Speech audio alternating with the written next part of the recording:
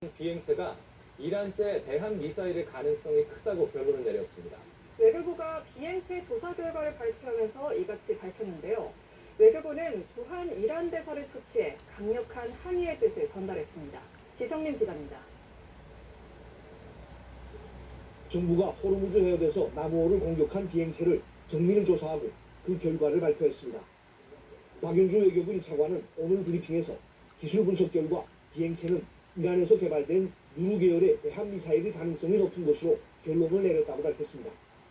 정부는 비행체 엔진과 탄두의 형태, 기체 잔해물 색상 등을 토대로 이런 결론을 내렸습니다. 박 차관은 남우호는 총 2번의 이상 비행체의 공격을 받았다며 첫 번째 탄두는 불발되고 두 번째 탄두가 폭발했다고 전했습니다.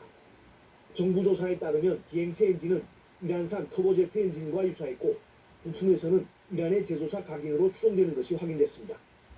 형태가 다소 온전했던 불발탄 탄두는 이란제 대한미사일 누르나 카데르의 탄두 영상과 유사했습니다. 불발 상태에 고폭 화약 물질도 확인됐고 기체 잔해물은 하늘색으로 도색돼 있었는데 이는 누르 계열 미사일 색상과 같은 것으로 조사됐습니다.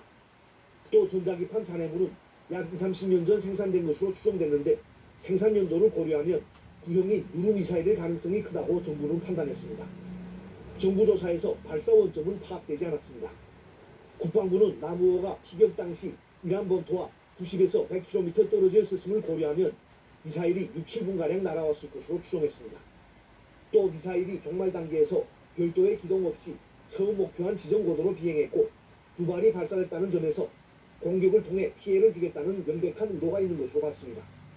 다만 박 차관은 여러 가지 증거가 이란 쪽을 향하고 있다면서도 공격 주체가 인정하지 않는 한 고의성을 확정하기는 어렵다고 말했습니다.